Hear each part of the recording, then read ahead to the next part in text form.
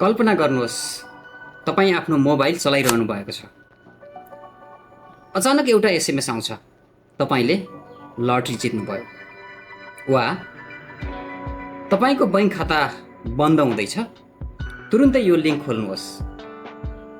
तपाईँले एउटा क्लिक गर्नुहुन्छ, केही मिनेटपछि तपाईँको बैंक खाताबाट सबै पैसा गायब हुन्छ। यो फिल्मको कथा होइन, यस्तै घटनाहरू संसारभर भइरहेका छन् र नेपाल पनि यसबाट अछुतो छैन। नमस्कार, म हुँ बालकृष्ण खनाल, तपाईहरु हेर्दै हुनुहुन्छ लाइन टिभी। आजको भिडियो साइबर ठगीको विषयमा यहाँहरुसँग लिएर आएको छु। कृपया भिडियोलाई अन्तिमसम्म हेर्नुहोला। साथै च्यानलमा नयाँ हुनुहुन्छ भने च्यानल सब्स्क्राइब गर्नु पनि नबिर्सिनुहोला। दर्शकवृन्द, साइबर ठगी के हो त? आज साइबर अपराधीहरू बन्दुक लिएर आउँदैनन्। उनीहरूको हतियार भनेको मोबाइल फोन, इन्टरनेट र मानिसको विश्वास। पहिला के हुन्थ्यो भने ठगहरू घर घर पुग्थे, मानिसलाई प्रत्यक्ष भेट्थे। तर आज उनीहरू तपाईको खल्तीभित्र रहेको मोबाइलमै पुगिरहेका छन्। अब जानौ कसरी हुन्छ त ठगी। सबभन्दा पहिला तपाईको मोबाइलमा फेक लिङ्क आउँछ, त्यसबाट फेक ब्याङ्किङ एप देखाइन्छ र ओटिपीबाट स्क्याम गरिन्छ र अर्को क्युआर कोडबाट पनि स्क्याम हुने गर्छ।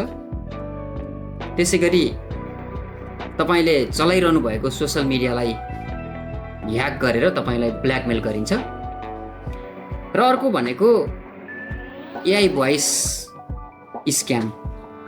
यसरी विभिन्न प्रक्रियाबाट स्क्याम भइरहेको छ। अनि नेपालमै चाहिँ किन यो बढिरहेको छ त? आजभोलि के छ भने धेरै मानिसहरू डिजिटल बैंकिङ प्रयोग गर्न थालेका छन् र जति पनि डिजिटल बैंकिङ प्रयोग गर्नु हुन्छ उहाँहरू साइबर सुरक्षाको बारेमा जानकार राख्नुहुन्न र सजिलै विश्वास गर्ने पनि हामी नेपालीको छ। र यी सब कुरालाई चाहिँ अपराधी मनसाय भएका व्यक्तिहरूले चाहिँ निहालिरहेका छन् र यो विशेष गरी विदेशबाट पनि सक्रिय भइरहेका छन्। एउटा सञ्जाल बनाएर उनीहरूले विदेशबाट पनि आक्रमण गरिरहेका छन्। अब यी सब कुराबाट कसरी बच्ने त?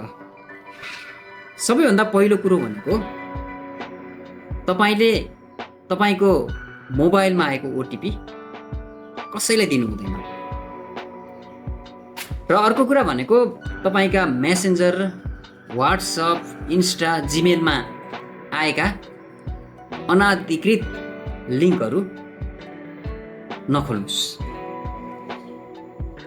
र तपाईले कुनै पनि एपहरू युज गर्दाखेरि त्यसको विश्वसनीयता के कति छ भन्ने कुरा चेक गर्नुस्। सकेसम्म आधिकारिक एपहरू मात्रै प्रयोग गर्नुस्। र अर्को कुरो, तपाईले 2 स्तरीय सुरक्षा प्रयोग गर्नुस्। तपाईको मोबाइललाई डबल सेक्युरिटी प्रयोग गर्नुस्।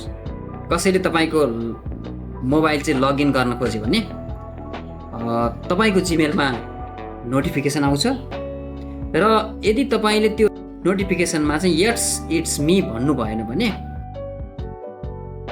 तपाईको एकाउन्ट कसैले पनि खोल्न सक्दैन। त्यसैगरी अर्को कुरा भनेको शंकास्पद गतिविधि यदि तपाईलाई लाग्छ भने तपाईको फेसबुकमा नयाँ आइडी आउँछ, तपाईले नचिनेका नयाँ आइडीहरूलाई चाहिँ सकेसम्म तपाई तुरुन्तै एक्सेप्ट नगर्नुस्। त्यहाँ गएर तपाईँसँग म्युचुअल फ्रेन्ड के कस्तो छ होइन, त्यो प्रोफाइल हेरेर चाहिँ तपाईँ उसँग चाहिँ कति जानकार हुनुहुन्छ, त्यस्ता आइडियाहरूलाई मात्रै तपाईँले एक्सेप्ट गर्नुहोस्। यदि जानकार हुनुहुन्न भने ब्लक हान्नुहोस्। र यदि त्यस्तो शङ्कास्पद गतिविधि देखियो भने चाहिँ तुरुन्त बैङ्कलाई जानकारी दिनुहोस्। यदि तपाईँले झुकिएर त्यस्तो चाहिँ लिङ्कहरू खोलिहाल्नु भयो भने तुरुन्तै तपाईँले आफ्नो बैङ्कलाई चाहिँ जानकारी गराउनुहोस्।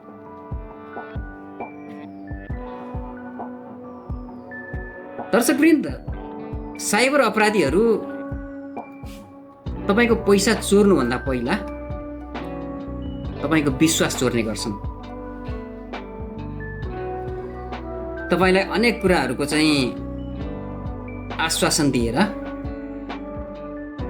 जस्तो व्हाट्सएपमा चाहिँ तपाईँले करोडौँको लोटरी जित्नुभयो, इमोमा चाहिँ त्यस्तै फेक कलहरू आउन सक्छ, इभन मेसेन्जरमै पनि राम्रा राम्रा तस्बिरहरू राखेर तपाईँहरूसँग चाहिँ मेसेज गरेर तपाईँको चाहिँ व्हाट्सएप नम्बर माग्ने।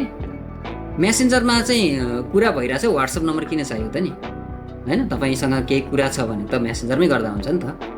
कतिपयले चाहिँ मेसेन्जरमा सुरुमा कुरा गर्ने, त्यसपछि व्हाट्सएप नम्बर माग्ने, र व्हाट्सएप नम्बर मागिसकेपछि केही बहाना बनाएर तपाईँको चाहिँ ओटिपी कोड माग्ने र तपाईँको आइडी ह्याक गर्ने गर्छन्। यस्तो कुरामा चाहिँ तपाईँ सचेत हुन पर्छ, नत्र तपाईँको ठुलो नोक्सानी हुनेछ। दर्शकवृन्द, साइबर अपराधीहरू बिगबिगी भइरहेको बेलामा आजको भिडियो मैले यिनीहरूबाट कसरी बच्ने भन्ने विषयमा केही जानकारी लिएर आएको थिएँ। तपाईँलाई भिडियो कस्तो लाग्यो कृपया सल्लाह सुझाव र प्रतिक्रिया दिन नभुल्नुहोला। यदि यो भिडियो तपाईँलाई उपयोगी लाग्यो भने आफ्ना परिवार र साथीहरूसँग अवश्य सेयर गर्नुहोस्, किनकि एउटा सेयरले कसैको जीवनभरको कमाई जोगाउन सक्छ। कतिपय यस्तै समस्यामा पीडित भइरहनु भएको पनि हुनसक्छ। उहाँहरूसम्म पुगाउनको लागि तपाईँले एउटा भिडियो चाहिँ सेयर गरिदिनु होला, लाइक गरिदिनु होला। म बालकृष्ण खनाल भन्ने फेरि यस्तै जानकारी लिएर अर्को भिडियोमा उपस्थित हुने बाचा गर्दै आजको यो भिडियोबाट छुटिन्छु। लाइन टिभीमा जोडिनुभएका सम्पूर्णलाई विशेष धन्यवाद। नमस्कार।